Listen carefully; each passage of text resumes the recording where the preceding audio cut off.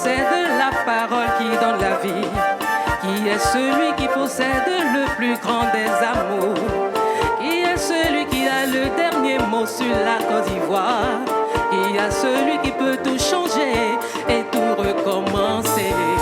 Jésus est le nom de Dieu. Jésus est le nom de Dieu. Jésus est le nom de Dieu. Jésus est le nom de Dieu. Yesu como na zambe. Yesu como la Zambé. Yesu como na zambe. Yesu como la Zambé. Chantons la louange. Chantons la louange à la gloire de Jésus.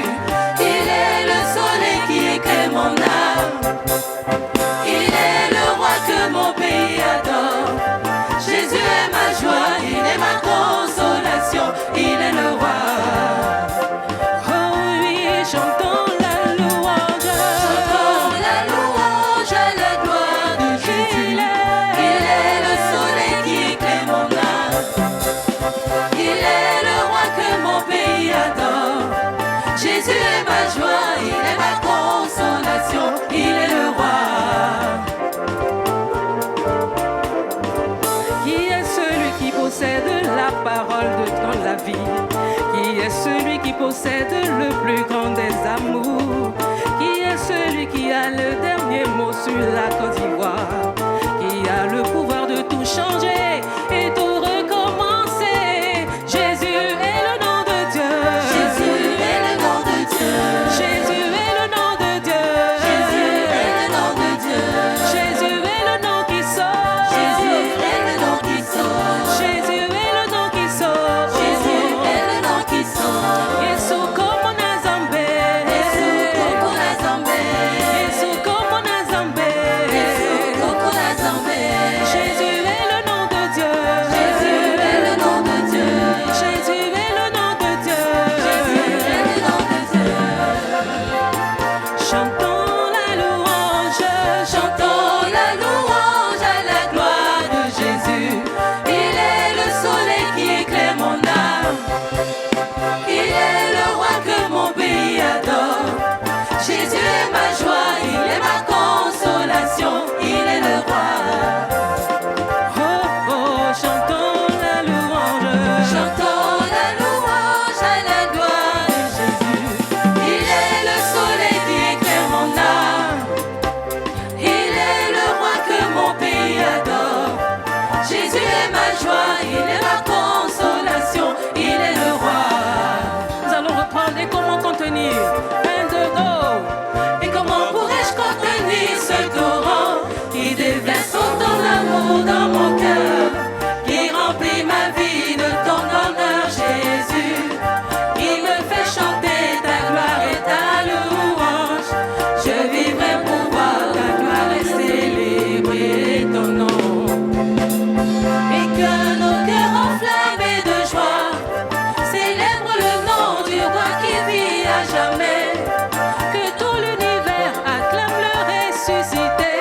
Oui, Jésus est Seigneur, que tous les hommes le proclament. Il est le roi. Chantons la louange. Chantons la louange à la gloire de Jésus. Il est le soleil qui éclaire mon âme. Il est le roi que mon pays adore. Jésus est ma joie, il est ma consolation. Il est le roi. Oh oui, chantons la louange. Chantons la louange à la gloire de Jésus. Il est le soleil qui éclaire mon âme. Il est le roi que mon pays adore. Ce matin,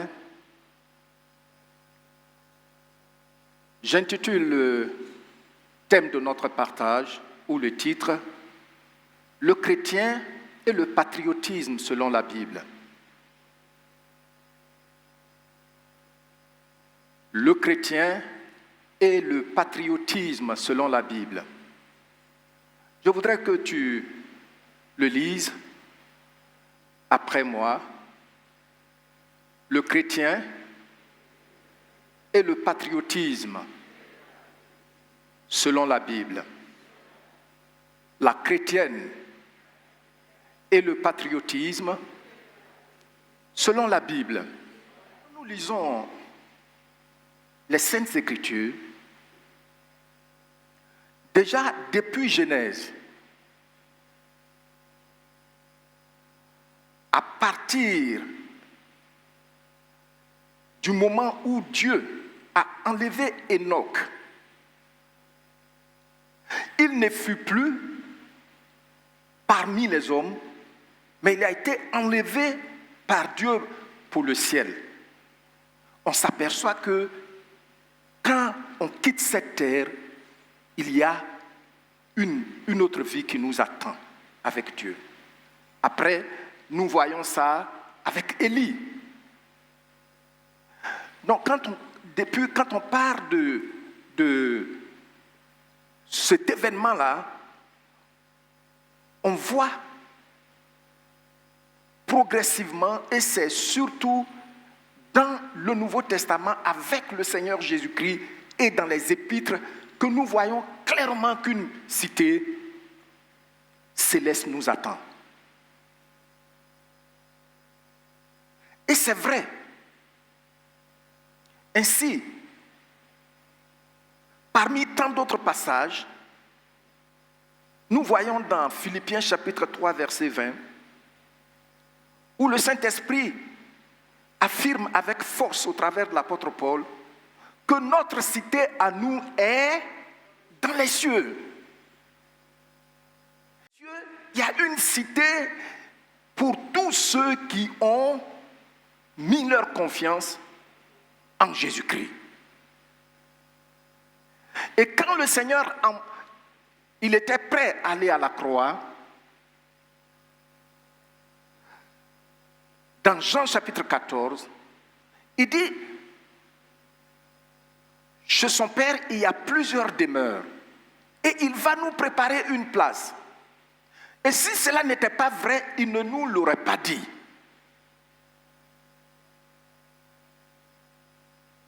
Donc, nous sommes déjà conscients que nous avons une patrie.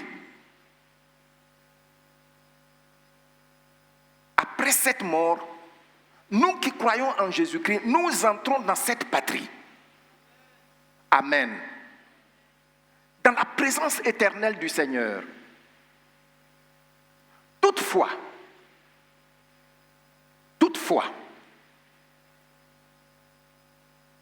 nous devons savoir que ce fait que nous avons une patrie dans le ciel ne nous désengage pas de nos responsabilités vis-à-vis de notre patrie terrestre.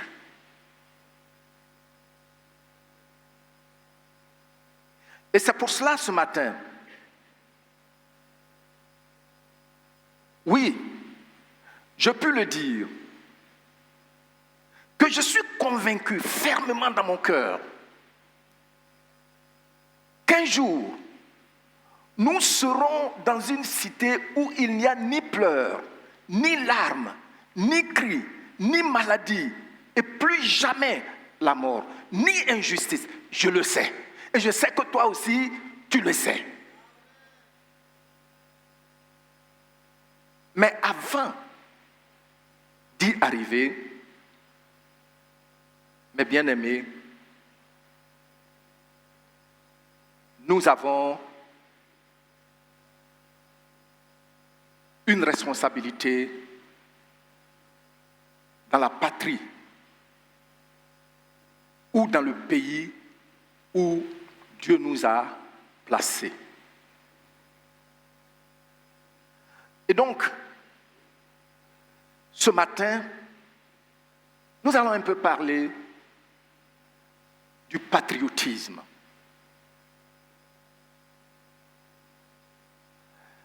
Et du patriotisme biblique que tous les chrétiens doivent savoir en vue de savoir comment s'engager réellement envers son pays. J'aurais pu programmer 3 séances pour donner cet enseignement en détail, Mais par rapport à nos besoins, j'ai décidé de parler seulement aujourd'hui. Et je voudrais donc t'encourager à suivre attentivement. Comment est-ce que nous allons pouvoir aider chaque chrétien à comprendre le patriotisme biblique et à l'appliquer à sa vie personnelle? Comment est-ce que nous pourrons atteindre cet objectif?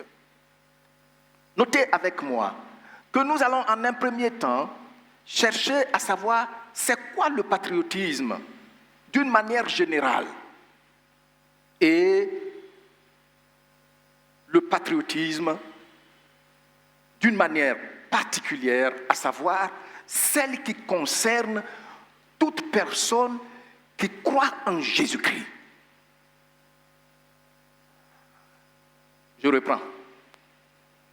J'ai dit que notre premier pas, nous allons chercher à voir, à savoir, comprendre, quand on parle de patriotisme, c'est quoi d'une manière générale. Maintenant, nous qui sommes enfants de Dieu, qu'est-ce que c'est, comment se définit le patriotisme pour nous? Donc ça, c'est le premier pas que nous allons voir. On va voir ça d'une manière brève, succincte. Et puis, nous allons voir en quoi consiste la pratique de l'esprit patriotique de l'enfant de Dieu. Est-ce que je suis patriote? Selon Dieu, comment est-ce que ça se manifeste? Ça, c'est le deuxième point. Et puis, nous allons voir, pour terminer,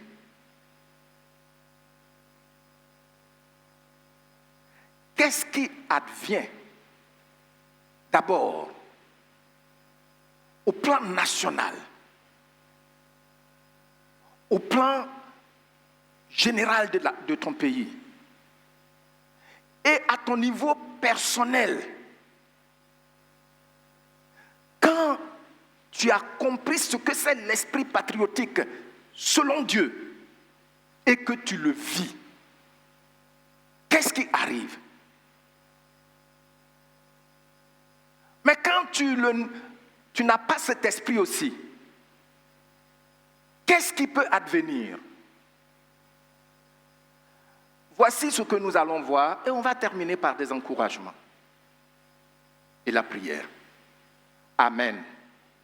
Donc, vous avez bien compris. Voilà. Alors,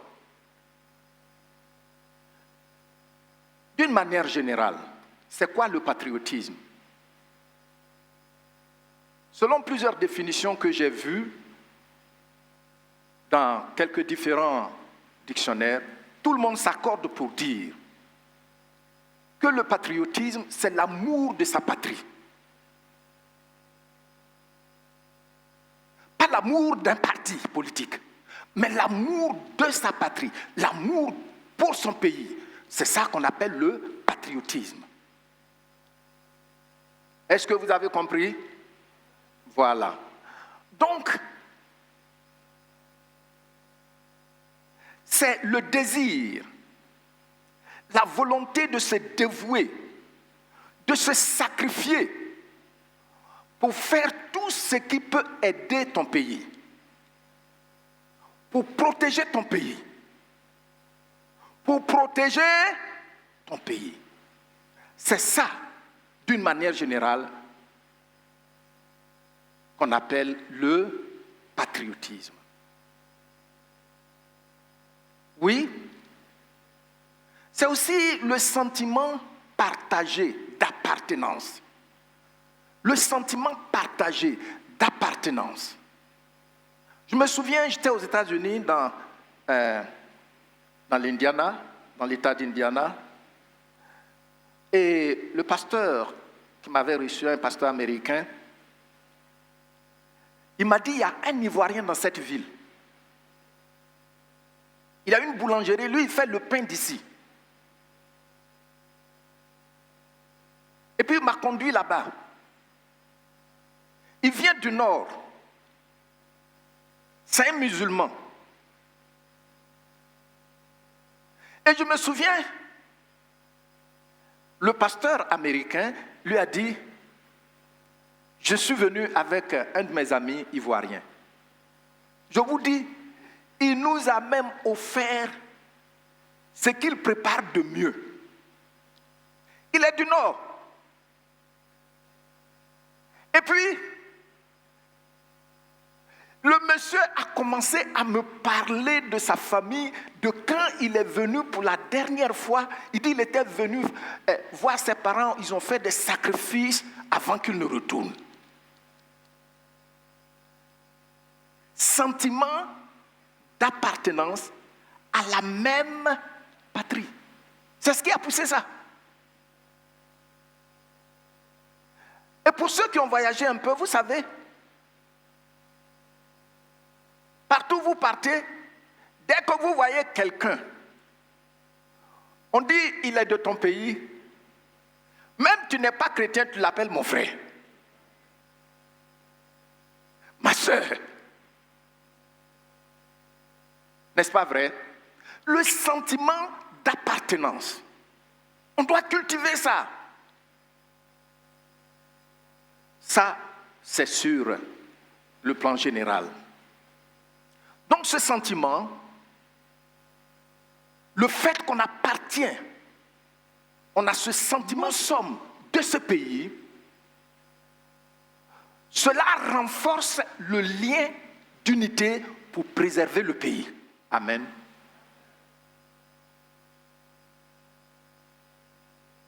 Ceux qui se livrent à la corruption ne sont pas patriotes.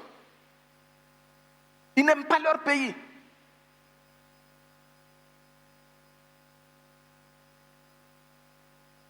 Je me souviens que j'ai été en Corée du Sud.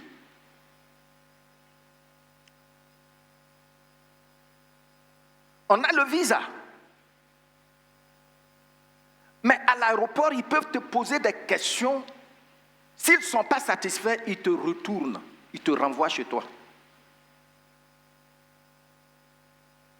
Mais dans certains pays, ça n'intéresse même pas à ceux qui sont à l'entrée de savoir qu'est-ce que tu es venu faire.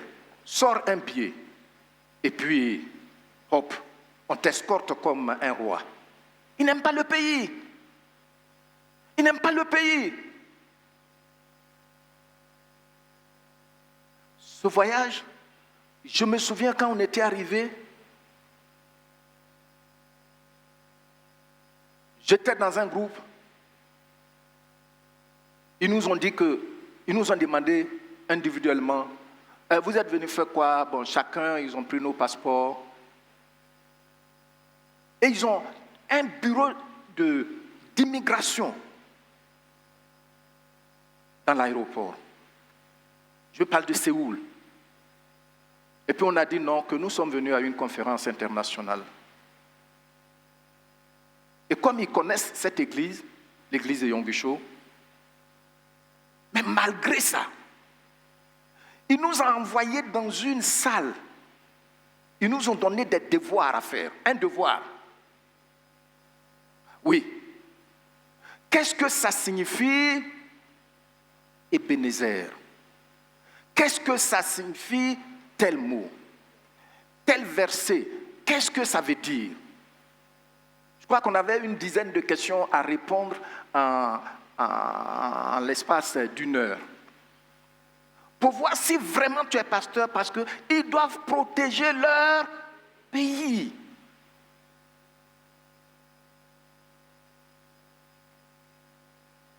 Je me souviens qu'ils ont fait retourner des personnes dans leur pays. Il y avait quelqu'un d'un autre pays qui pleurait à chaudes larmes. Pourquoi? Parce qu'il a emprunté de l'argent pour aller se chercher.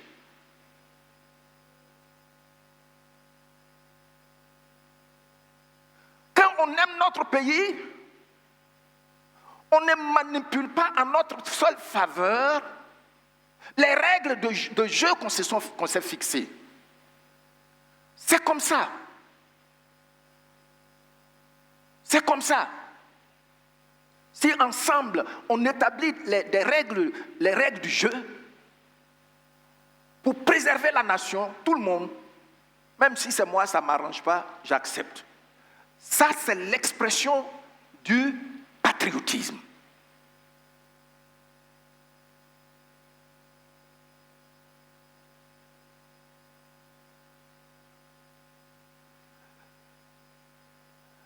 Le sentiment d'appartenance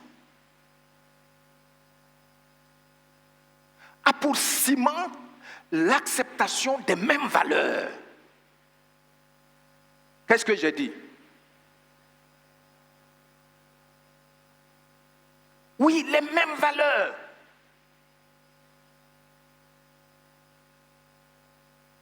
Les mêmes valeurs. Est-ce que vous savez qu'il y a des pays où les gens ne volent pas? Les Chinois sont très nombreux, mais ils ne volent pas. J'ai été là-bas.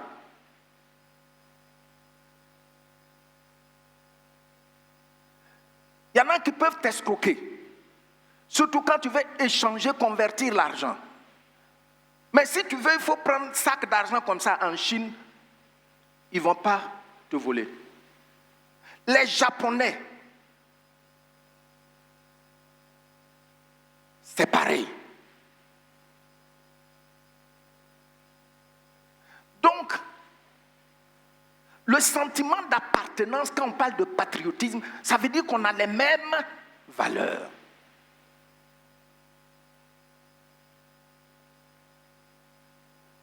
Et c'est ce qui nous guide, nous tous, à protéger notre pays. Ça, c'est sur le plan spirituel. Nous avons des valeurs communes. Dès qu'on se livre au détournement des deniers publics, on sait que cette personne n'est pas patriote. Cette personne n'aime pas son pays.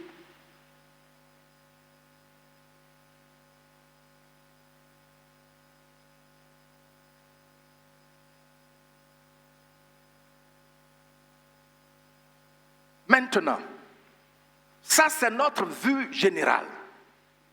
Passons à notre vue, à la définition dans la perspective biblique. Le patriotisme, selon la Bible, est aussi le fait d'aimer son pays, de l'amour de Dieu.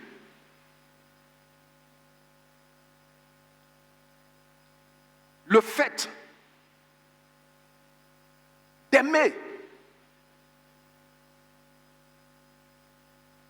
son pays, de l'amour de Dieu. Le fait de cultiver les valeurs qui protègent le pays.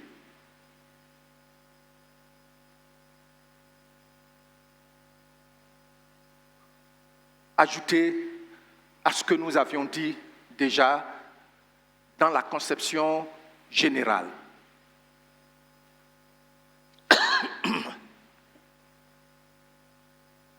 Tout chrétien doit savoir que c'est sa responsabilité divine d'aimer honnêtement son pays ou d'être patriote dans ses paroles, dans ses actes, dans sa manière de travailler, que ce soit au service, partout où tu es, dans son style de vie qui rend le pays habitable. Le patriotisme, sous la perspective de la Bible, je reprends, et je voudrais que tu reprennes cette phrase avec moi. Elle est un peu longue. Tout chrétien doit savoir que c'est sa responsabilité divine d'aimer honnêtement son pays ou d'être patriote dans ses paroles, ses actions, sa manière de travailler et son style de vie afin de rendre le pays habitable. Amen. Beaucoup de chrétiens ne savent pas que c'est leur responsabilité d'aimer leur pays.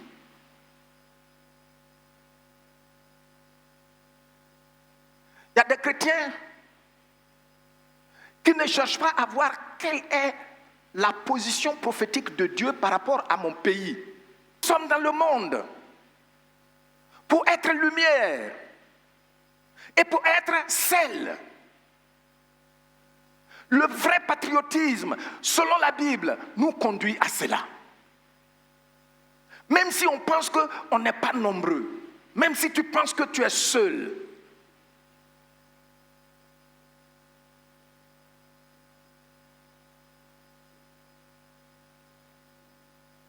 mes bien-aimés,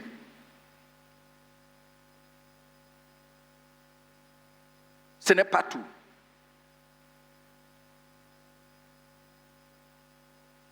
Quand nous sommes dans un pays d'accueil, on doit aussi aimer le pays.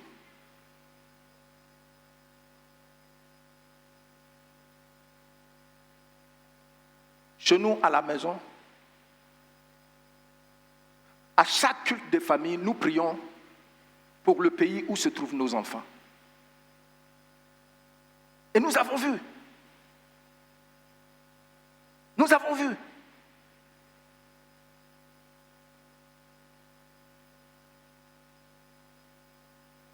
Nous prions pour ce pays. Comme nous prions pour notre pays.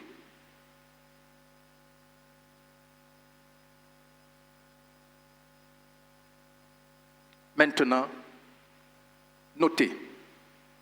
Pourquoi on doit aimer notre pays selon les Écritures?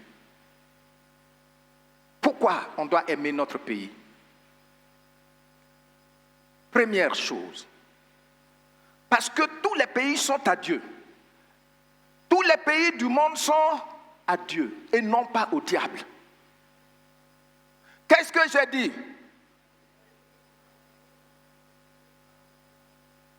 Encore?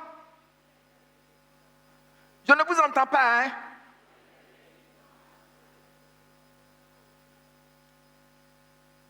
Est-ce que tu es convaincu que la Côte d'Ivoire appartient à Dieu? Ou bien c'est juste, tu vis comme ça, quoi? Mais le chrétien doit savoir que chaque pays appartient à qui? À Dieu. Ce n'est pas religieux, ce que je vous dis. Psaume 24, verset 1 dit: à l'Éternel la terre et tout ce qu'elle renferme, le monde et tous ceux qui l'habitent. Alors ce que Dieu t'a donné, tu dois l'aimer. Tu dois le protéger. Le patriotisme biblique, ce n'est pas la haine de l'étranger. Il faut bien noter cela. Qu'est-ce que j'ai dit? Ce n'est pas la haine de l'étranger. C'est plutôt le respect et la compassion pour celui qui en a besoin. Deuxièmement, pourquoi on doit aimer? On doit être patriote, aimer notre pays selon Dieu. Parce que on voit que tous les pays appartiennent à Dieu. La Côte d'Ivoire aussi, bien que chaque pays du monde est dans la cartographie de Dieu. Donc, la Côte d'Ivoire est sur la carte de Dieu. À cause de cela, je dois aimer mon pays. Les gens peuvent dire les sous-développés, le Sud. Mais le Sud, ils savent que c'est des personnes qui sont là, c'est des pays, des territoires occupés par spécifiquement des personnes. la Côte d'Ivoire, ce n'est pas par hasard que chaque pays est là où il est sur la terre. Qu'est-ce que j'ai dit? Oui, ce n'est pas par hasard. On peut à première vue dire, pasteur, ce que tu dis est discutable. Parce qu'on peut tenir compte des grandes conquêtes historiques, aux grandes vagues migratoires, aux guerres d'expansion, et même dernièrement à la colonisation. Mais oui, malgré ça, la Côte d'Ivoire est sur la carte de Dieu. Amen. Chaque pays, nous sommes là où Dieu a voulu que nous soyons. Actes, chapitre 17, verset 26. Et là, je vais te demander un service. Je vais lire d'abord en français, dans la version Louis II, Acte 17, verset 6. Et puis pour lire dans la version Parole de vie, vous allez vous tenir debout. Je lis et tu lis après moi. Il a fait que tous les hommes, sortis d'un seul sang, habitassent sur toute la terre, et sur toute la surface de la terre. Lisez la suite maintenant.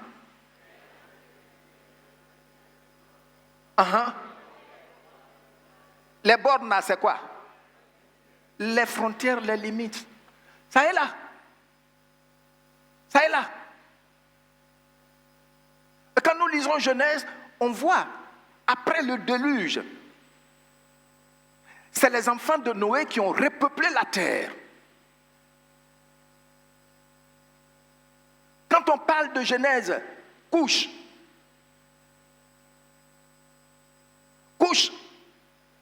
c'est les Africains. C'est certains peuples arabes. Nous, on est sortis du même père. Mais Dieu a déterminé, la première fois que je suis passé à Dubaï, je pense que c'était en 2008 quand je partais en Corée du Sud. C'était un vaste désert sablonneux. La dernière fois que je devais partir là-bas, là, je suis resté pendant 2 semaines.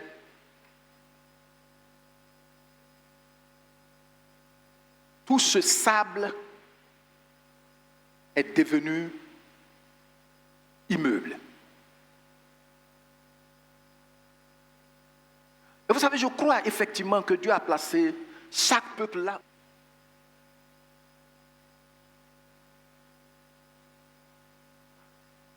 Moi, quand je vais en Europe, dans une certaine période, ou bien aux États-Unis, c'est pourquoi je n'aime pas l'hiver.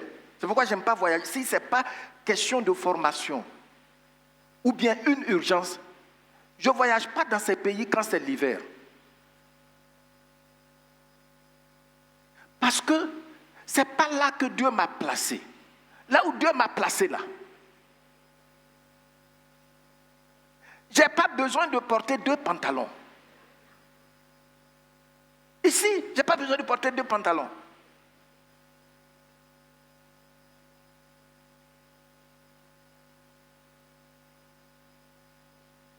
Tu vois, non?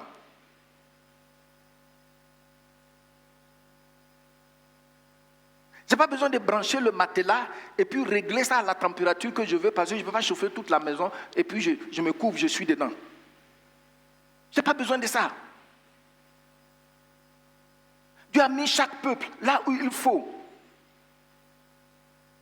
Et je me souviens, quand j'étais en dernière année de master, on a étudié une matière où des auteurs ont montré, avec des statistiques à l'appui, que chaque pays, partout où Dieu a placé chaque pays, il y a mis toutes les ressources nécessaires pour que ce peuple vive bien. Je me souviens qu'on avait étudié un auteur qui a fait les études, quand il a fait ses études de recherche, il a montré que toute la corne de l'Afrique là, elle seule peut nourrir toute l'Afrique du 1er janvier au 31 décembre sans gémir. Ne serait-ce que la corne de l'Afrique. Dieu nous a placés là avec toutes les richesses. Regarde ici en Côte d'Ivoire. Dans nos villages, tu peux jeter une bouture de manioc, tu as jeté ça. Mais qu'est-ce que ça fait? Souvent, il y a des gens qui disent avec un air satisfait là, comme si c'était des vrais intellectuels, on dit que Dieu a béni la Côte d'Ivoire, Dieu a béni la Côte d'Ivoire. Ça, c'est pas vrai ça. Ah bon? Tu sais de quoi tu parles?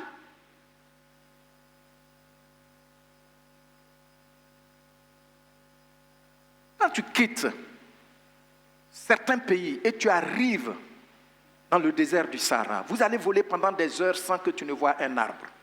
Regardez ici, partout. À Dubaï, si tu vois un arbre dans la cour de quelqu'un, m'a-t-on dit, quand on avait visité Dubaï en 2008, c'est que c'est un multimilliardaire. Parce que l'arbuste qui est dans sa cour là, il y a un tuyau qui vient arroser les racines. Tu te rends compte, toi, tu regardes partout ici les arbres, les arbres. Et puis on dit que Dieu a béni la Côte d'Ivoire. Non, ça ce sont... Ah bon? Donc, mais où toi tu as étudié et puis tu ne peux pas réfléchir de façon pratique. Puisque quand on parle d'intellectuel, on est en train de parler de la contribution de la pensée pour résoudre une situation. C'est ça. Ce n'est pas le diplôme qu'on brandit et puis on nargue tout le monde. Non. Du moins, c'est ce qu'on m'a enseigné. Et c'est vrai. Nous allons lire maintenant. Donc, on voit que les frontières de chaque pays ont été voulues de Dieu. Amen. Veuillez vous tenir debout maintenant. Nous lisons cette version, parole vivante. Je lis et tu lis après moi. À partir d'un seul homme, il a créé tous les peuples pour qu'ils habitent sur toute la terre. Il a tracé les limites de leur pays. Il a fixé le moment des saisons. Encore. Il a tracé les limites de leur pays. Il a fixé le moment des saisons. Merci, veuillez vous asseoir. Ça doit te donner d'accepter clairement que la Côte d'Ivoire n'est pas méconnue de Dieu. Est-ce que tu me comprends? La Côte d'Ivoire n'est pas méconnue de Dieu. Quand tu voyages quelque part, on te demande tu viens d'où? Tu dis je viens de la Côte d'Ivoire. On dit Afrique du Sud. Ils sont... Bon, je vais pas dire le mot. Mais nous-mêmes, on est plus informés que beaucoup d'entre eux. Comment on te parle de Côte d'Ivoire puis tu me parles d'Afrique du Sud? Hein? Ici, Dieu a fixé les limites de notre pays et nous les connaissons.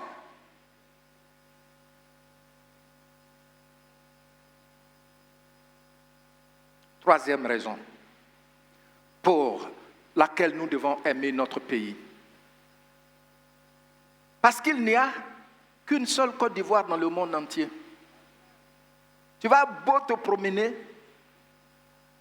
aller jusqu'en Alaska, revenir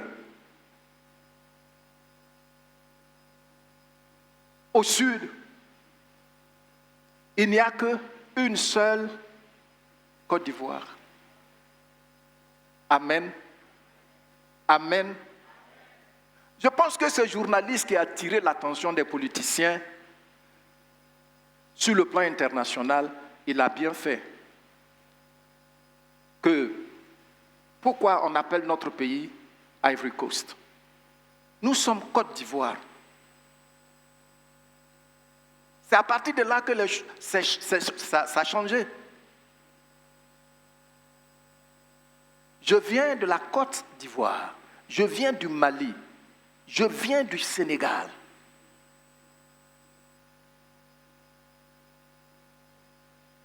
Pourquoi vous n'appelez pas la France? Vous traduisez ça dans votre ethnie. Hein? Et puis quand il s'agit de pour nous là, Ivory Coast. Ça donne l'idée quand on arrive ici, c'est une jungle où il y a des éléphants partout. Oui, come on. Donc, nous devons aimer notre pays parce qu'il n'y a qu'une seule Côte d'Ivoire. Vous voyez ceux qui mettent le pays dans des agitations là. Avant même de mettre le pays dans l'agitation, qu'est-ce qu'ils font? Ils envoient leur famille à l'extérieur. Ils n'aiment pas le pays. Ils savent que nous savons qu'ils savent qu'ils n'aiment pas le pays. Laissons-les à leur conscience et aimons ce pays. Laissons-leur. Regardez, quand quelqu'un fait ce qui est mauvais là, il sait. Puisque ta conscience est l'arbitre en toi. Tu peux ne pas accepter le sifflement de pénalité des autres, mais la conscience est têtue. C'est pourquoi on se répand. C'est pourquoi Dieu nous donne le privilège de nous repentir. Est-ce que tu me comprends? Jusque-là, qui a saisi un peu quelque chose? Tu es béni. Donc quand on parle de la Côte d'Ivoire, il ne faut pas parler de ce pays avec légèreté.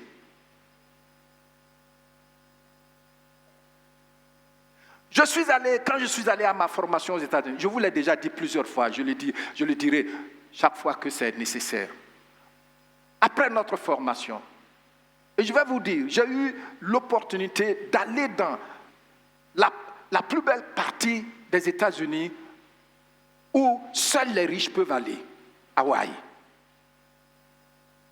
C'est beau, je vous dis. On m'a demandé après, avant la cérémonie, la remise des diplômes, est-ce que tu vas retourner chez toi? Tu vas retourner en Afrique? C'était la question. Est-ce que tu vas retourner en Afrique? J'ai dit, c'est chez moi. La Côte d'Ivoire, c'est chaud. Il ne faut pas me distraire. C'est à cause de ça, quand tu voyages, à partir d'un certain moment, tu as le mal du pays. C'est pas ça. Tu as envie de revenir.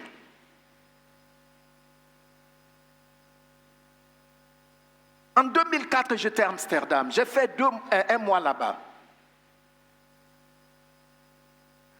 J'étais logé. J'étais habillé. J'étais totalement pris en charge. Mais après la conférence, parce que j'étais allé là-bas en tant que volontaire, je voulais rentrer chez moi. J'ai été à l'aéroport, on m'a dit si je veux rentrer, je dois ajouter un certain montant sur le billet. J'ai réfléchi. J'ai dit, bon, je vais aller attendre parce que de toute façon, je suis bien logé, je suis bien nourri. Je vais prendre mon mal en patience. J'étais retourné jusqu'à la date où je devais revenir. Je devais prendre l'avion à midi. Vous savez à quelle heure j'ai été à l'aéroport? À 5 heures du matin. Je me souviens comme si c'était hier. Et j'ai eu compassion de moi-même après. À l'aéroport, ça dit toute la nuit même, je n'ai pas dormi jusqu'à ce que... Parce qu'il y a il y a des cars qui nous prennent. Quand tu veux partir, on t'emmène à l'aéroport. À l'aéroport, 5 heures du matin pour prendre l'avion à midi. Comme ils ont des chaises, je me suis assis dans la chaise, mon chariot là, j'ai mis ça devant et puis j'ai étendu mes pieds dessus et j'ai dormi. Je me réveille, il n'est pas encore l'heure. Alors souvent, c'est-à-dire, je dis toutes ces choses-là, il ne faut pas interpréter ça autrement. Mais pour te dire, ton pays est en toi, partout où tu vas. Donc tu dois l'aimer. Cette année, Dieu nous a parlé que ce pays ne sera pas une marmite au feu et nous la viande dans ce pays. Il m'a dit de vous dire ça. Et que ceux qui veulent faire de cela une marmite au feu là, il va les juger aux frontières de ce pays. Même dans leur lit, il les juge. Mais je dis ces choses parce que je suis convaincu que ce pays est sur la carte de Dieu. Amen. Voilà, la politique même entre dans l'église, ça fait que telle personne se méfie de telle autre. Toi, tu es d'une cité céleste. Mais là où Dieu t'a placé, il dit de l'aimer pas selon les règles et les sentiments de ce pays, mais selon l'amour divin. Amen. Maintenant, voyons le but du patriotisme.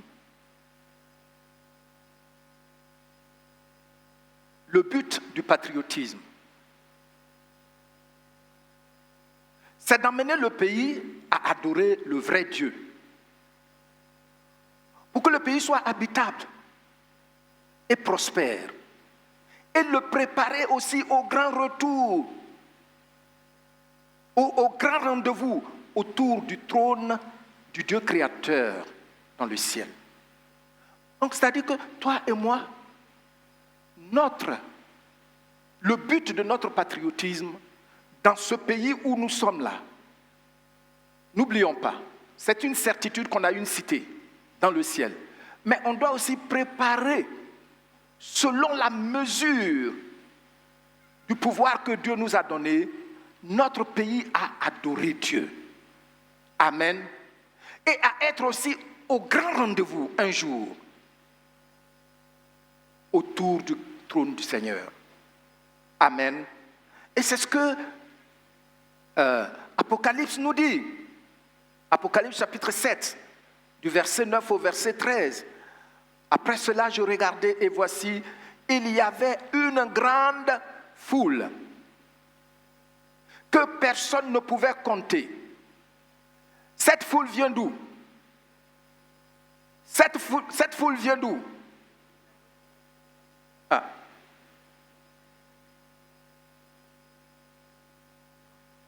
Cette foule qu'on voit au ciel là, ça vient d'où?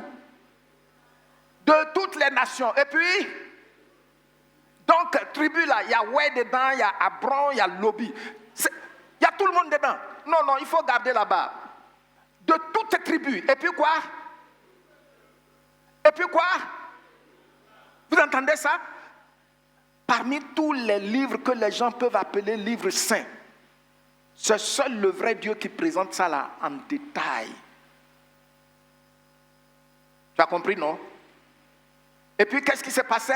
Il se tenait devant le trône et devant l'agneau, revêtus de robes blanches et des palmes dans leurs mains. Et ils commencent à adorer le Seigneur. Nous allons nous revoir là-bas. Alléluia! Acclamons le Seigneur. Nous allons nous revoir là-bas. Là, personne ne peut dire, ça c'est les gens du Sud. Les pays, ils viennent d'un pays pauvre. Ils viennent d'un pays sous-développé. Ils viennent, leur langue, leur tribu n'est pas connue. Non. On dit, ça me touche. Toute tribu, toute langue, tout peuple nous serons tous autour du trône. Et ça, je vous dis que c'est le but de notre patriotisme. Le but principal, je vous ai déjà dit, nous rendons le pays habitable. Amen. Amen. Et puis ils ont commencé à louer le Seigneur. Vous lisez la suite, vous allez voir ça. Et c'est pourquoi nous évangélisons. C'est pourquoi d'autres ont évangélisé, nous on l'a connu. Ça n'a pas commencé avec nous. Nous voyons maintenant ce point, la différence entre le patriotisme chrétien et le patriotisme séculier. J'ai donné les deux définitions, mais quelle est la différence? Puisque on voit que les définitions sont proches, excepté l'aspect spirituel. Mais l'aspect spirituel qui se traduit dans l'aspect de la vie pratique. Notons, le patriotisme biblique place toujours Dieu au-dessus du pays. Qu'est-ce que j'ai dit?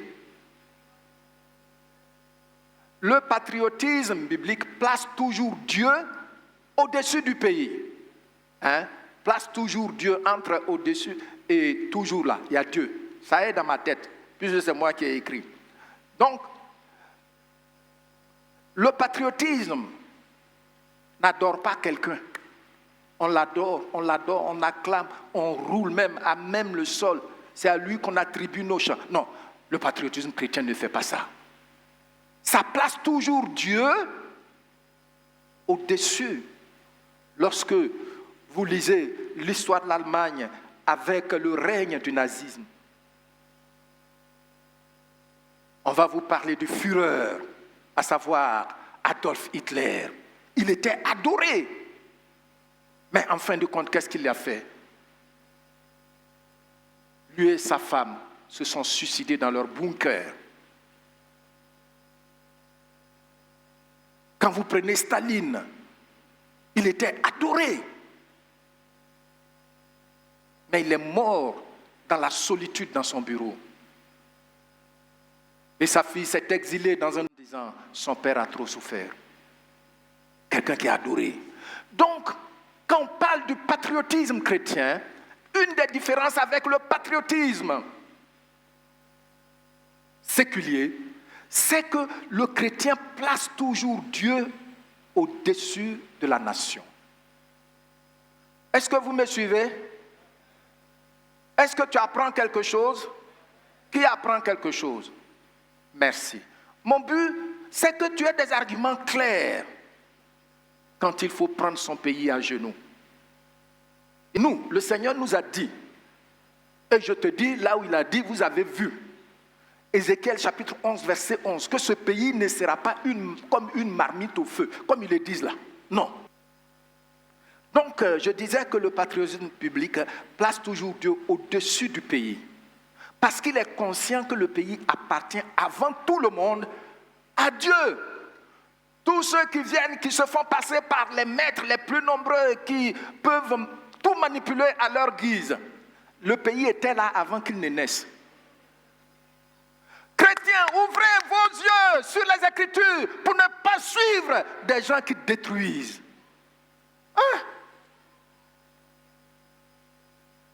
On vient dans les assemblées, c'est pourquoi il a dit, et lui il appartient à tel parti, lui il appartient à tel parti. Et puis on se méfie. Le pays était là avant que tous ceux-là qui ont même pris fusil et tout ça là, avant qu'ils ne naissent. Ils vont partir, le pays est toujours là, jusqu'à ce que le Seigneur Jésus revienne, le propriétaire. Donc, l'esprit du patriotisme, deuxièmement,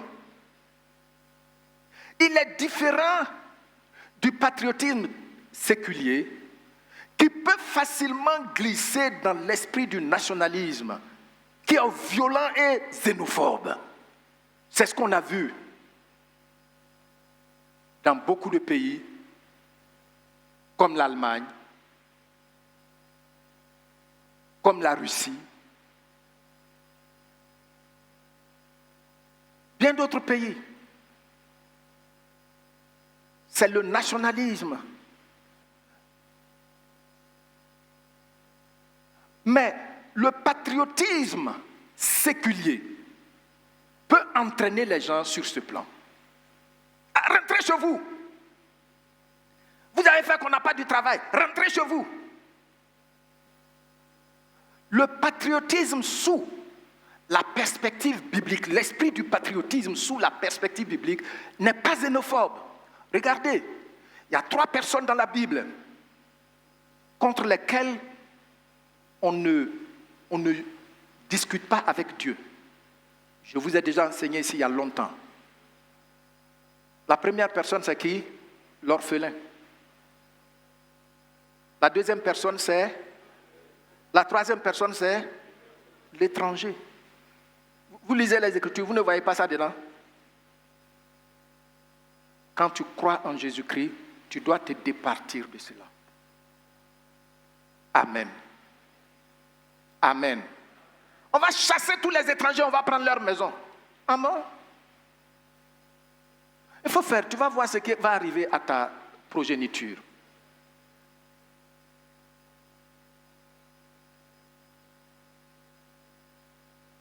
Que le Saint-Esprit ouvre nos yeux à aimer notre pays dans la ligne droite des dispositions de Dieu. Amen.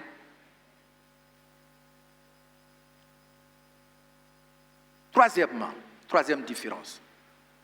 Le patriotisme dans la Bible ne pousse pas, ça je l'ai déjà dit, ne pousse pas le chrétien à mépriser ou à haïr l'étranger, mais plutôt à traiter avec respect et compassion avec lui, quand c'est le cas. Je dis compassion quand c'est le cas.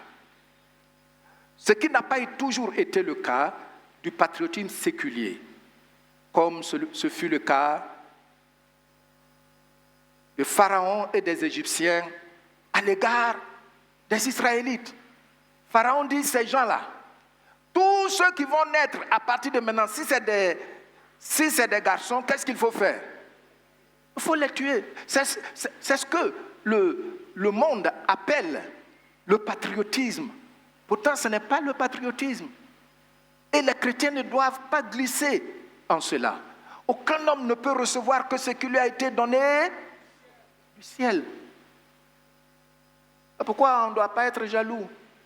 Ce que tu as, ça vient du ciel. Ce qu'il a, ça vient du ciel. Pharaon a usé de beaucoup de malice. Aman a voulu exterminer le peuple juif au temps de la reine Esther, au nom de l'amour de sa patrie, alors qu'il n'en était rien. Parce que quelqu'un ne se prosternait pas devant lui, il faut détruire, exterminer tout un peuple. Alors, mes bien-aimés, nous devons savoir que nous devons prendre, en tant que chrétiens, animés de la connaissance du patriotisme biblique, nous devons prendre notre pays à genoux. Amen. Qu'est-ce que nous devons faire? Nous devons prendre notre pays, que les dirigeants soient bons ou méchants. Toi, ta responsabilité, c'est de prendre le pays à genoux. Je peux vous dire, je prie souvent pour beaucoup de pays. Je prie régulièrement pour le Burkina. Je n'ai jamais mis pied au Burkina. Je sais que j'ai été en transit, c'était tout. Je prie pour le Mali. Régulièrement. Je prie pour bien d'autres pays. Je prie pour le Niger. Je prie pour la Mauritanie. Pourtant, je ne suis jamais allé là-bas. Je prie chaque jour pour mon pays. Chaque jour. Chaque jour. C'est à cause de ça, souvent, Dieu m'a dit des choses très précises.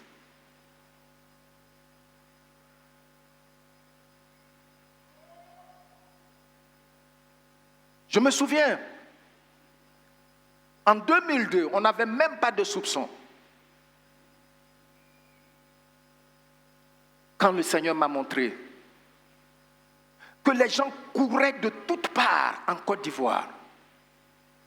Et ça commençait à tirer. Je l'ai dit ici. Et après le culte, j'ai demandé à chaque chrétien d'aller à genoux avec.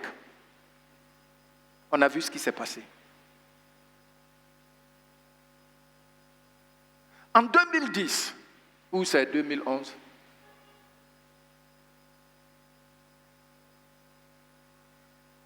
presque un an avant, j'ai vu qu'il y avait des avions où les gens sortaient les bombes au travers des hublots et jetaient les bombes sur le pays, sur Abidjan. Qui s'en souvient? Et j'ai dit, prions pour le pays. C'est ce que j'ai vu. Mais tu penses que Dieu va te confier un sujet qui est sur son cœur. Pourquoi c'est sur son cœur? Parce que la Côte d'Ivoire, lui, appartient. Si tu ne vas pas à genoux, non. C'est pourquoi il y a des gens, on ne les connaît pas. Ils ne sont jamais allés sur une antenne de radio ou de télévision. Ils ne connaissent même pas YouTube. Mais Dieu leur parle. Pourquoi? Parce qu'ils prient dans leur intimité pour leur pays. Nous devons prendre ce pays à genoux. Amen.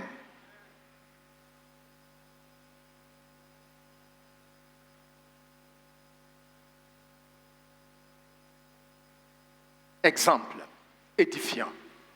Nous avons Néhémie. Exemple de patriotisme. Deuxièmement, Néhémie.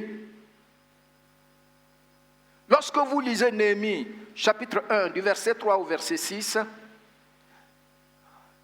les gens sont venus rapporter à Néhémie, positionner le verset 4, pendant que je fais la situation historique.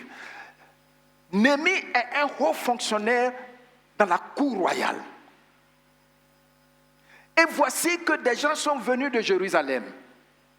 Il leur a posé la question, comment va notre pays? Ce n'est pas comme aujourd'hui où les moyens de communication sont développés.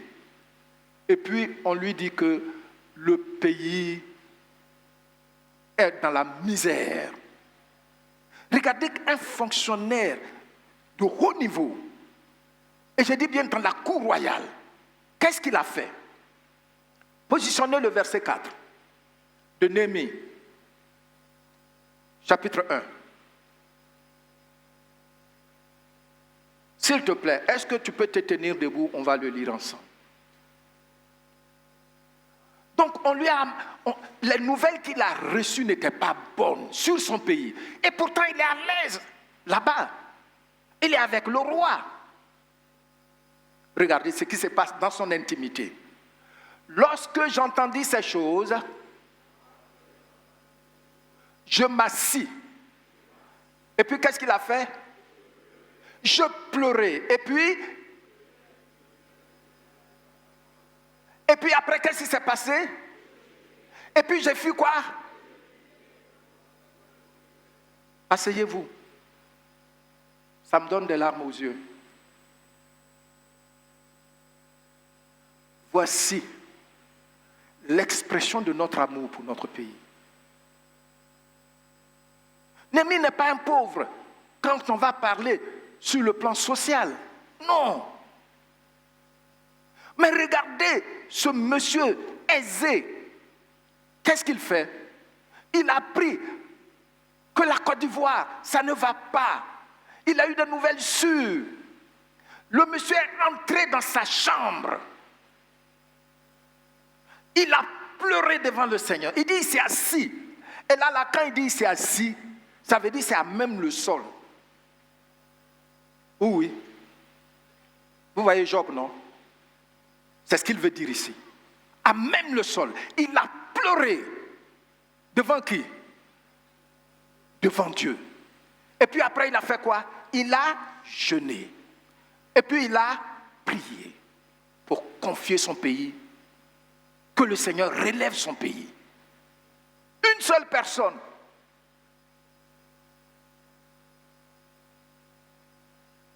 Est-ce que tu aimes ton pays? Est-ce que tu as au moins une fois pris un seul jour, tout seul, dans ton intimité pour prier pour ce pays?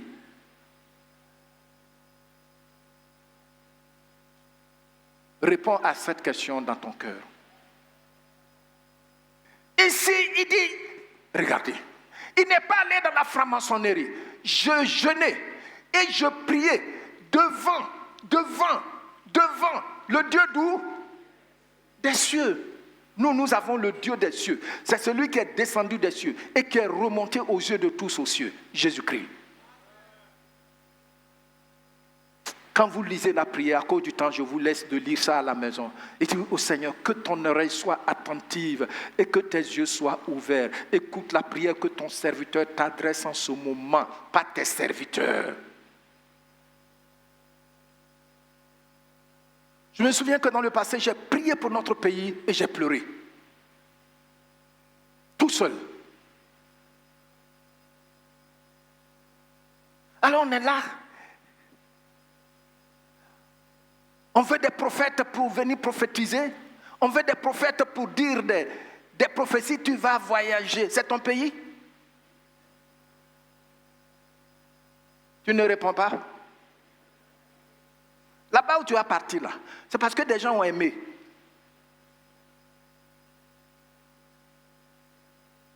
Quand vous prenez la Suisse,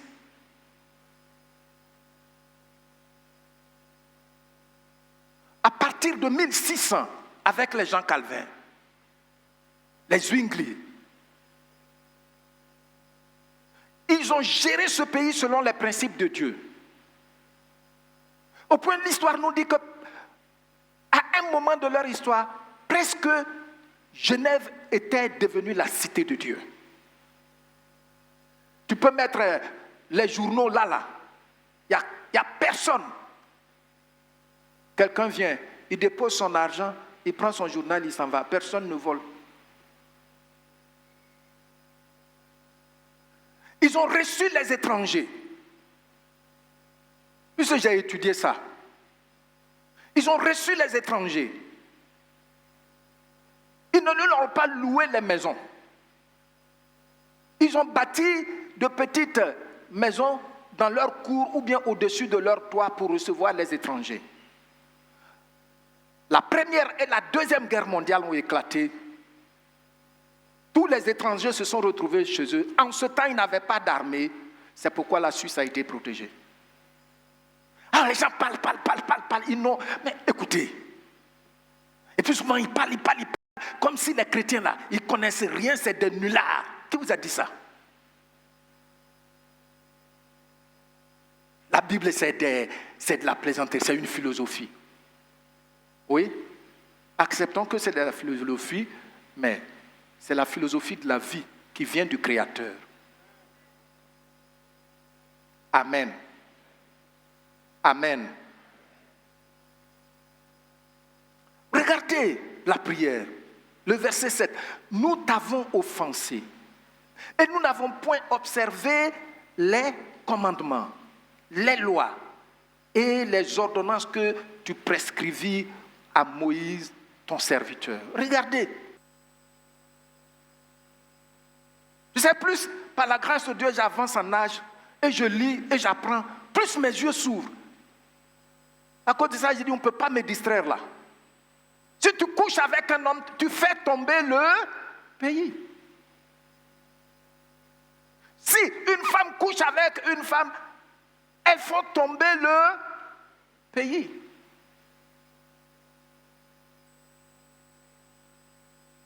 Mais on prend les lois. On dit, vous devez faire ça.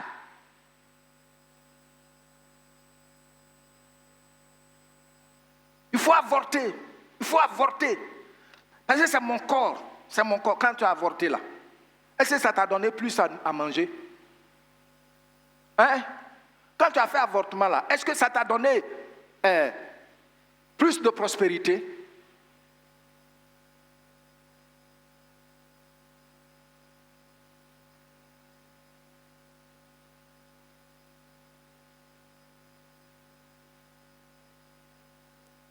Nous voyons le cas de Daniel.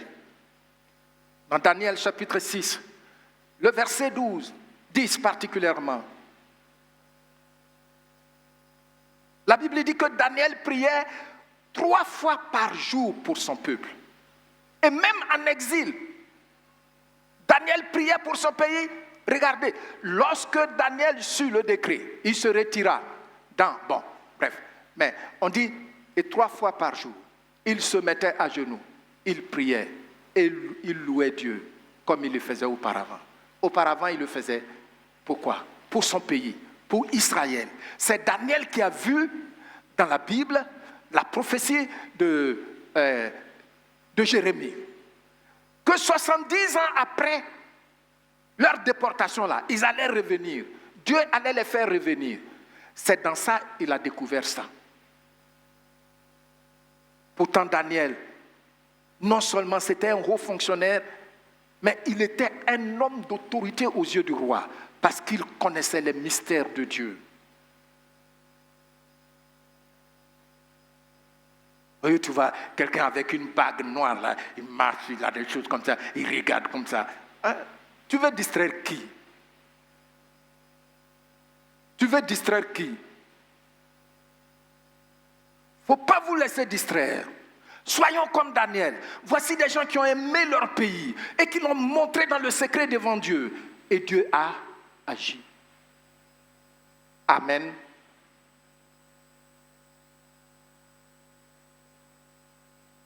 Troisièmement, c'est notre grand point pour terminer. Quand le patriotisme divin fait défaut dans la vie du peuple de Dieu dans un pays, qu'est-ce qui advient au peuple qui n'aime pas vraiment son pays devant Dieu? Nous allons lire un texte ensemble. Et là encore, je vais demander votre indulgence. Vous allez bien vouloir vous tenir debout. Le texte que nous allons lire, c'est tout un psaume. On va lire du verset 1 au verset 6. Du verset 1 au verset 6. Psaume 137.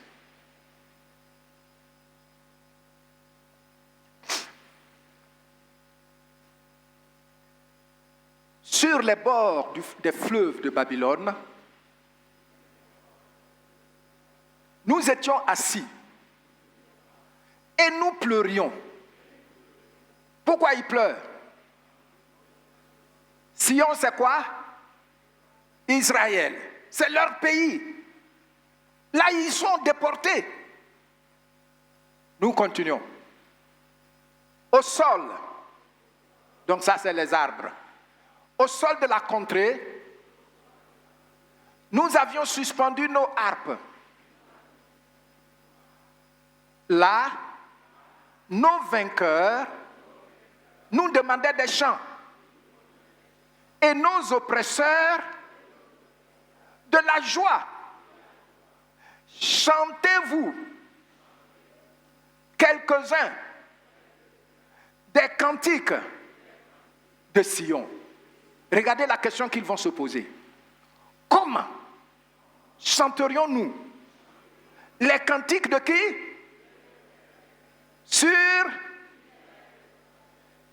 Mais quand ils étaient sur cette terre-là, ils n'ont pas aimé le pays.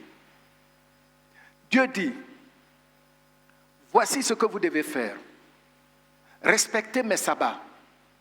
Laissez la terre se reposer pendant 7 ans. Non, ils ont refusé.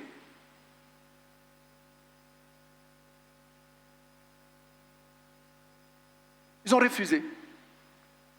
Pour ceux qui ont fait le village, avant qu'il n'y ait le cacao et puis le café répandu partout, qu'est-ce que nos pères faisaient quand ils cultivaient?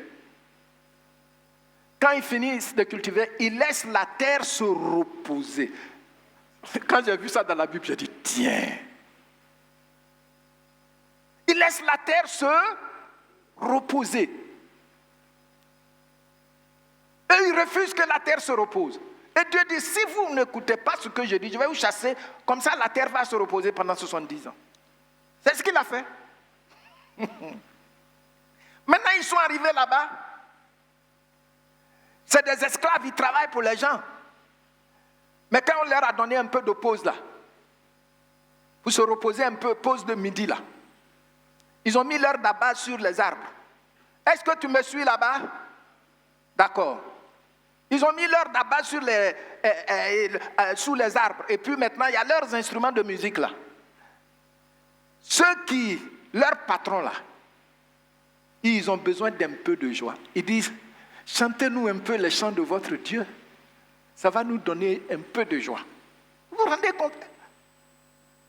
Et puis maintenant, c'est là, ils se rappellent, la nostalgie vient. Mais comment on peut chanter les chants de notre Dieu sur une terre étrangère? Mais pourquoi tu n'as pas conservé celle que le Seigneur t'a donnée? C'est ce qui arrive à beaucoup de gens qui ne prennent pas leur pays à genoux. Je vous le dis. Vous voulez voir dans le règne de l'esprit? Non. C'est ça que je vous montre là. Vous voulez voir demain? Non. C'est ça que je partage avec vous. Si il m'est arrivé souvent de jeûner, prier pour mon pays, sans faire du tapage, c'est parce que je sais ces choses.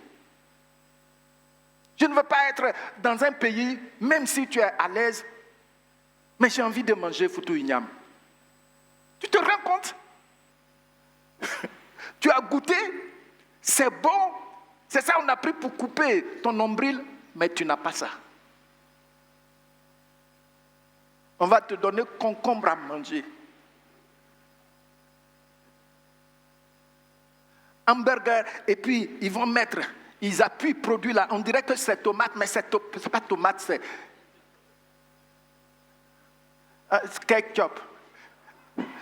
C'est pas ketchup, c'est poison. Quand les gens mangent, ils deviennent comme ça. Hein? Des enfants même, avant on parle des gens obèses, on pense que c'est des gens quand même qui ont un certain âge. Mais maintenant les enfants, 12 ans sont obèses.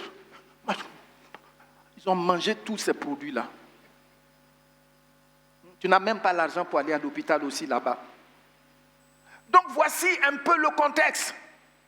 Ils demandent que Dieu, ils disent, mais comment on peut chanter les chants de notre Seigneur? Pourtant là-bas même, vous négligez. Vous partez au culte quand vous voulez. Hein? Come on! Est-ce que tu me suis? Envoyez. Et puis, regardez ce qu'il dit. Si je t'oublie, Jérusalem, que ma droite m'oublie.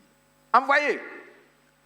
Que ma langue s'attache à mon palais.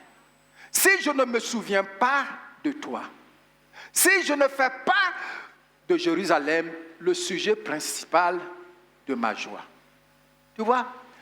Là, en terre étrangère, dans cette souffrance, où ceux qui vous ont vaincu, ils vous demandent de chanter pour que eux, malgré le fait qu'ils vous ont vaincu, ils n'ont même pas la joie. Ça, c'est parole de vie. Je lis et puis tu lis avec moi. Regardez comment parole de vie commence. Il dit là-bas. Là-bas, à Babylone. Là-bas.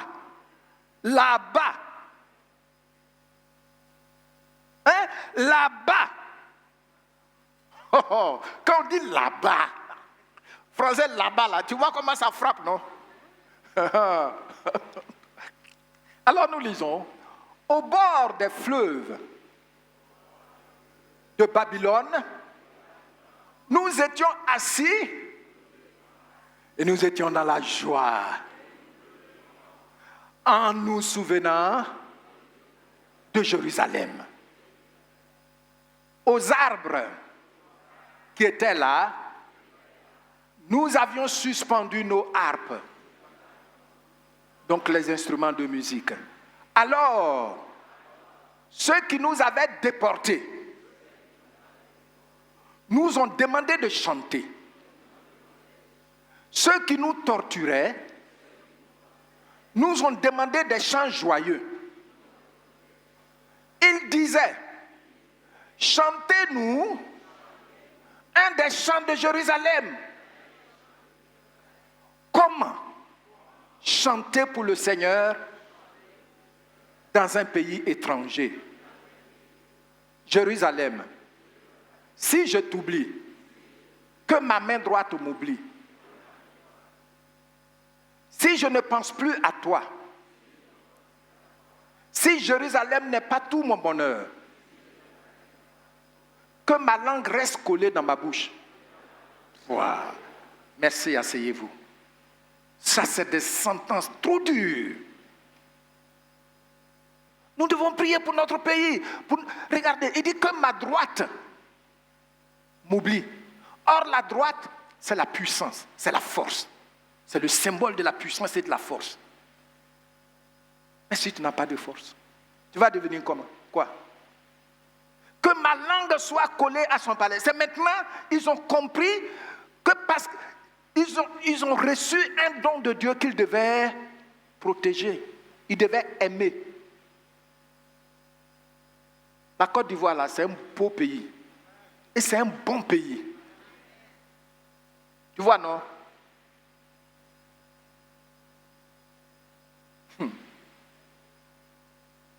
Ici, là, si tu jettes une bouture de manioc, ça va pousser.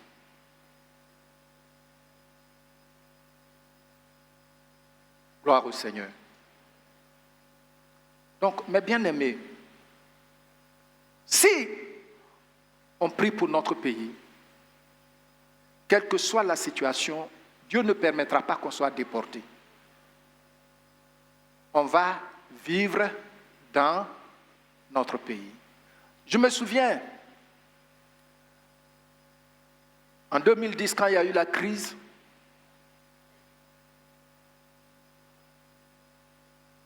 au début, moi, je ne pensais pas à quoi que ce soit.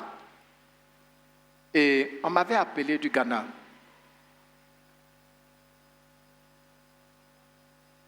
On m'a demandé, pasteur, dans cette situation, quel est ton plan? J'ai dit, quel plan? Est-ce que tu veux aller au village ou bien tu veux venir ici? J'ai dit, je n'ai pas pensé à ça. Et j'ai reçu encore un deuxième coup de fil. Et j'ai dit à ma femme, Dieu parle dans l'amour. Dieu fait quoi? Moi, quand quelqu'un m'aime et puis il parle là, j'écoute.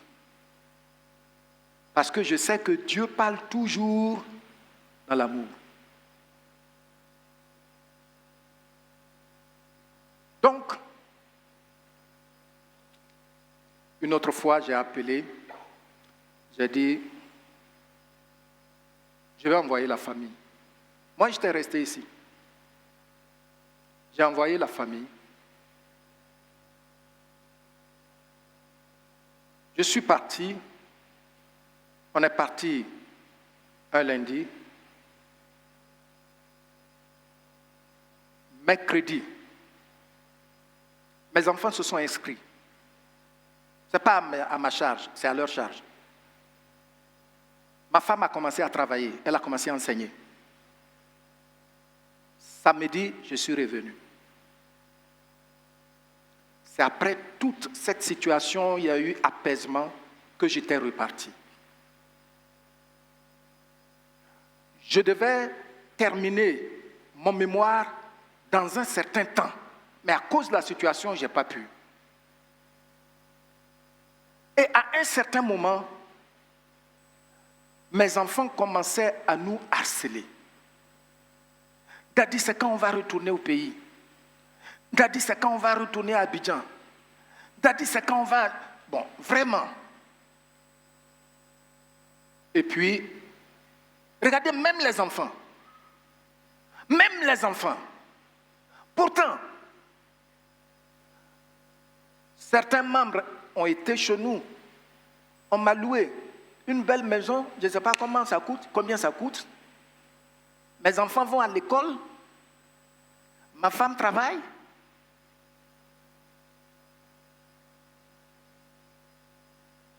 Mais mon pays m'appelle. Amen. Et donc,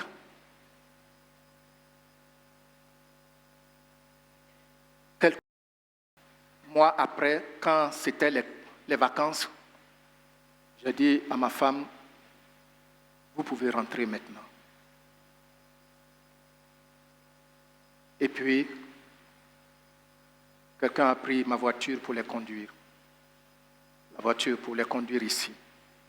Et ma femme m'a conté une histoire émouvante quand ils sont arrivés.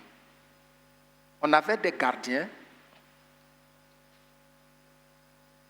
dont 2 étaient des tontons de mes enfants. Quand ils sont arrivés, Isaac était là. Quand il a ouvert, la voiture est garée. Quand les enfants sont sortis, ils sont allés sauter au cou de Isaac.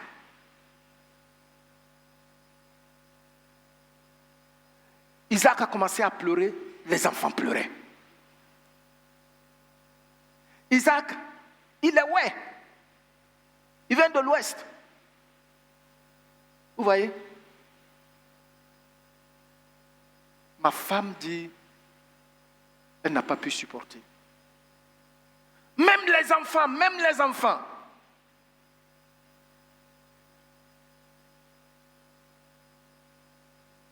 À la graduation de ma fille, si je vous présentais les vidéos ou bien la photo, vous allez voir qu'elle avait le drapeau de la Côte d'Ivoire. Dans sa classe, il y a un afro-américain, elle est la seule noire.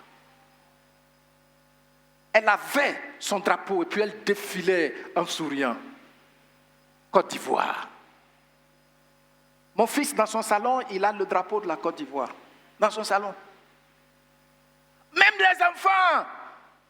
Pourquoi toi, tu ne prends pas ton pays avec amour? Hein?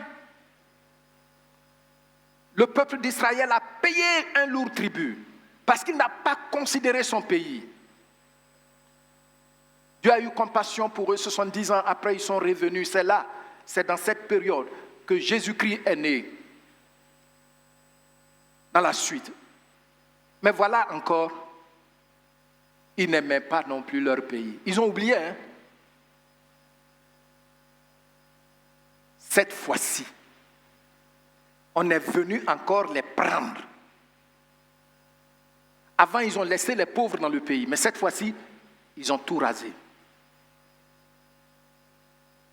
Ce n'est qu'en mai 1948, sous l'égide de l'Angleterre, que les Nations Unies ont autorisé le retour des Juifs en Israël et ils ont proclamé l'indépendance d'Israël. Si vous voyez qu'aujourd'hui, ils peuvent prendre des drones ou bien des avions pour aller bombarder les pays qui ont déclaré qu'ils veulent les éliminer là, c'est parce qu'ils aiment leur pays. Ils ont compris un peu.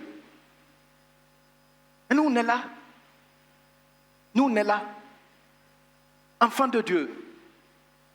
Notre pays, ça ne nous dit rien. On vit dans le désordre, on vient dans l'église, on veut faire la loi. Ah bon?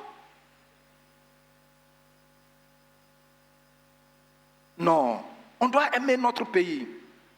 Ce n'est pas chanter ça. Ça se vit dans ton intimité. Israël a trop souffert et continue de souffrir. Israël s'est répandu partout en Europe, dans l'ancienne soviétique, Union soviétique, aux États-Unis, partout. Et puis ils ont racheté toutes les grandes, ils sont devenus les plus riches. C'est là que sont nés ces esprits nationalistes qui ont pensé que Israël, les Juifs sont venus nous dépouiller. Et puis, on les a emmenés au crématoire. On les a brûlés vivants. Pas même quelqu'un qui est mort pour qu'on parle de crémation. C'est ce que l'histoire a appelé Holocauste. Vous voyez ça?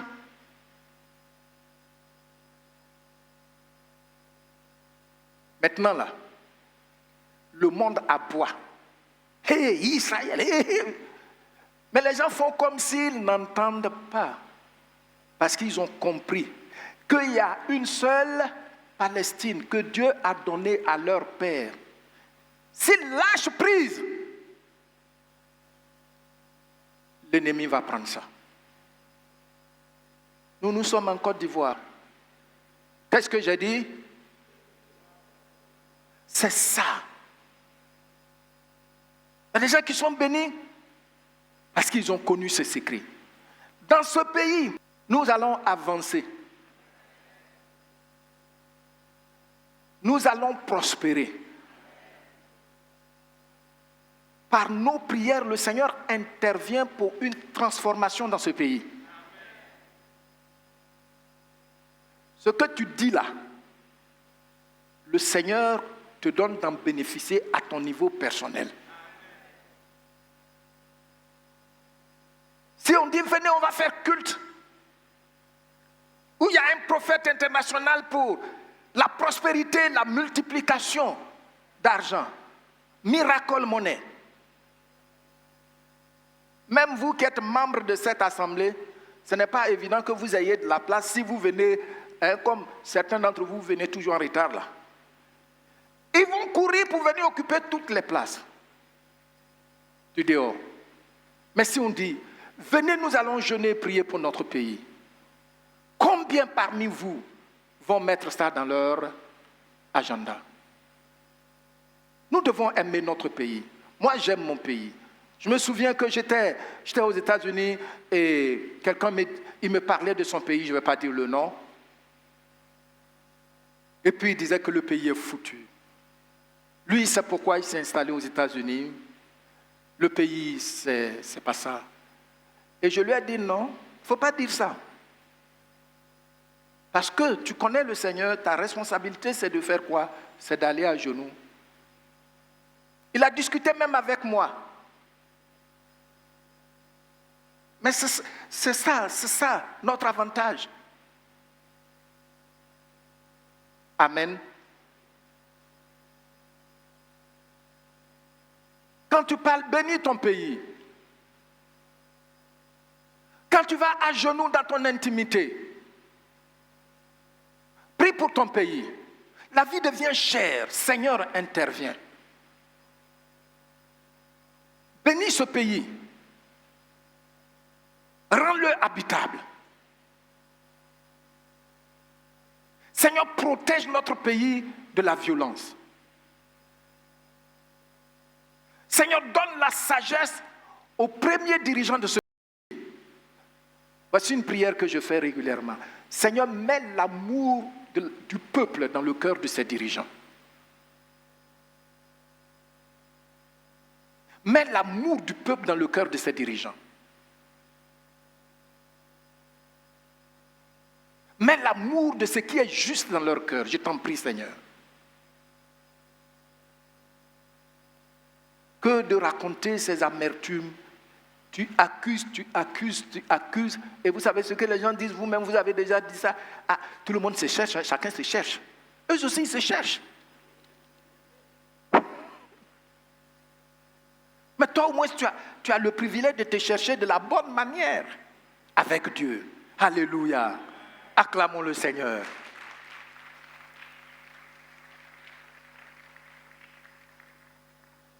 Oui, mes bien-aimés, notre esprit de patriotisme doit nous amener à intercéder pour notre pays, à bénir notre pays, dire des paroles qui ajoutent, des paroles qui guérissent.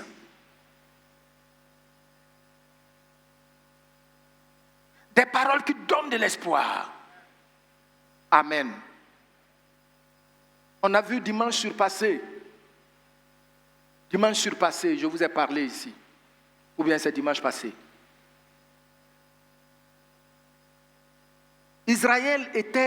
Jacob était comme un roi en Égypte. Mais il a dit à son fils, Joseph, le jour où le Seigneur me rappelle, va m'enterrer dans ma patrie. Amen. Joseph est premier ministre à vie.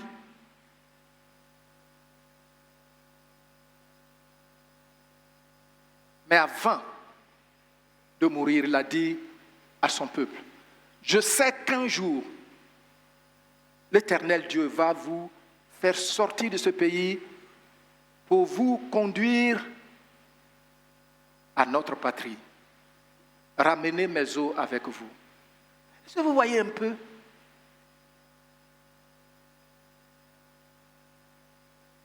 Ceux qui ont un peu de moyens,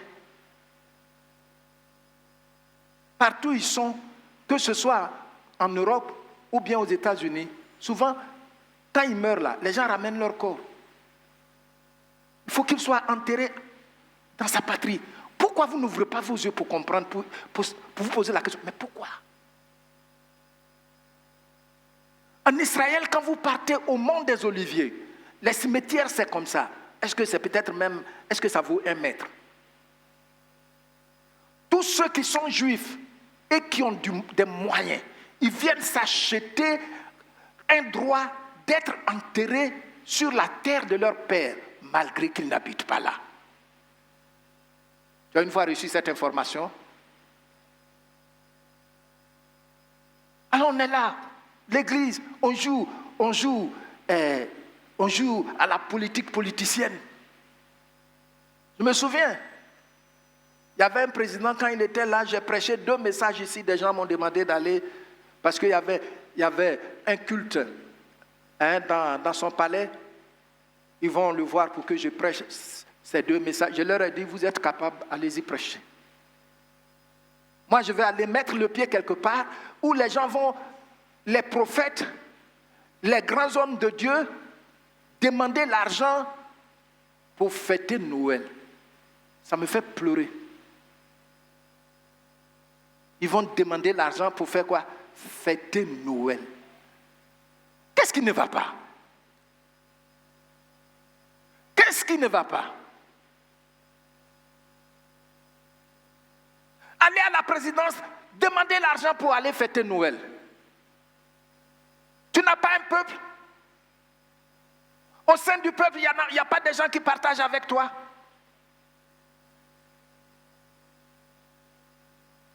Ils vont pour demander l'argent pour Noël.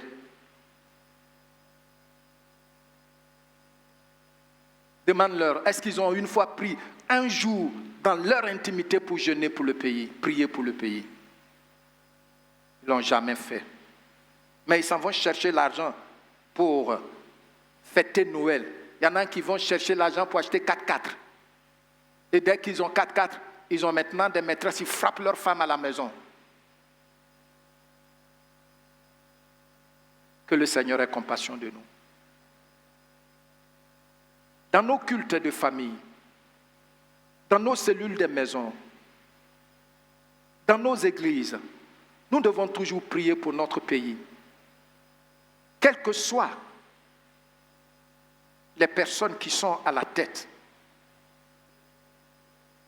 Pour terminer, sachez que le but de ce partage est d'amener chaque membre de notre assemblée à comprendre que chaque pays sur cette terre planète est dans le plan et la cartographie de Dieu. Par nos intercessions, Dieu rend notre pays habitable. Le but, c'est pour emmener chacun de nous à prier sans amertume ou indifférence pour notre pays. Il faut avoir des arguments clairs que j'ai donnés là. C'est des arguments clairs. Nous devons promouvoir les vertus, les valeurs de Dieu dans notre pays. Oui. Nous devons comprendre que l'amour pour notre pays, ou même pour notre pays d'accueil, conduit l'enfant de Dieu à prier avec compassion ou fardeau conscient. Je suis conscient que le Seigneur aime ce pays. Ce livre-là, il parle du passé, il parle du présent. Ça là, beaucoup ne respectent pas ça parce qu'ils ne savent pas.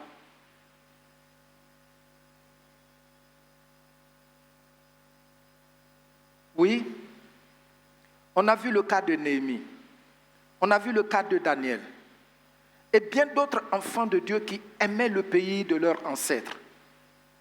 Ces gens ont pleuré et prié pour leur pays. Ils ont aussi recherché le bien de leur pays d'accueil. Ils ont prié pour leur pays d'accueil. Et Dieu les a tous répondus favorablement. Amen. En revanche, quand on est indifférent, on se plaint seulement, on maudit le pays, on s'attaque aux dirigeants. On fait quoi? On perd.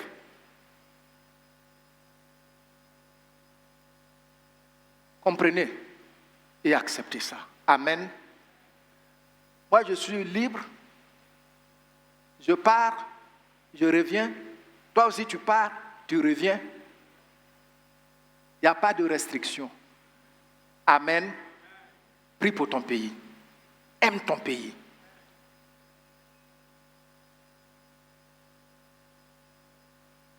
Ne soyons pas comme Israël. C'est quand il a perdu le privilège qu'il a la nostalgie, il se rend compte qu'il a perdu quelque chose de précieux. On peut même se retrouver loin de ce pays où on souffre de la nostalgie de ce qu'on n'a pas pris à cœur le pays devant Dieu. Que chacun de nous prie de tout cœur pour notre pays. C'est le ministère prophétique de l'Église de Jésus-Christ. Pour que Dieu guérisse notre pays. Dieu veut guérir ce pays. Et il attend toi et moi. Nos cris, nos intercessions. Le Dieu suprême a abondamment béni la Côte d'Ivoire. Vous savez, vous écoutez les informations. Notre pays fait partie des pays les plus pauvres et les très très endettés. Où l'on dit qu'ici en Côte d'Ivoire, plus que la moitié de la population vit avec moins d'$1 par mois, par jour plutôt. Est-ce que ce que je dis est vrai? Qui confirme cette information? Mais comment tu peux être dans ce pays et puis tu as un vélo, toi qui vis moins d'$1 par jour? Un vélo là, ce n'est pas $1. Tu vas épargner combien pour avoir un vélo?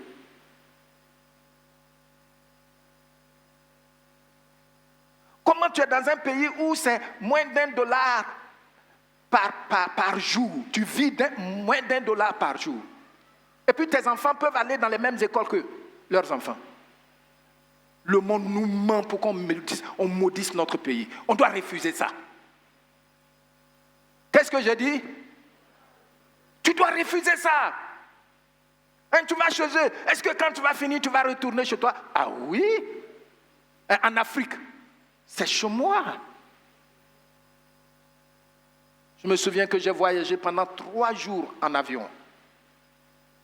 Aussitôt, je suis arrivé, j'ai été au lit. Oh, je me suis réveillé vers 21h. Je partais me laver. Ma femme me dit, mais où tu vas? J'ai dit, mais il est matin. Elle dit, mais nous, on n'a pas encore dormi. Comment j'étais pressé de rentrer chez moi. Moi, j'ai vécu ça. Donc, c'est pourquoi je dis ça. Il ne faut pas dire, si c'est moi. Si c'est toi, mais toi, je ne suis pas convaincu que tu finisses tes cours pour courir et revenir ici. Hein? Et c'est pour que nos enfants aiment nos pays. Quand tu les emmènes, pendant les vacances, tu les ramènes. Ils savent. Moi, on m'avait conseillé ça. Tu emmènes tes enfants, pendant les vacances, qu'est-ce que tu dois faire? Tu les ramènes.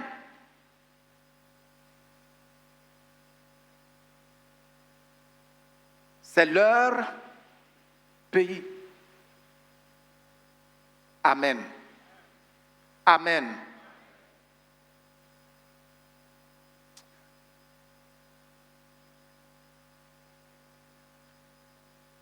ceux qui prient pour leur pays, ceux qui mènent une vie avec les valeurs de Dieu dans leur pays, ne seront point jugés aux frontières de leur pays.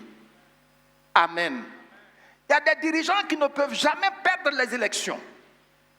Pourquoi? Parce qu'ils ont peur qu'ils soient jugés par ceux qui vont venir. Mais ton cœur est devant le tribunal de ta conscience.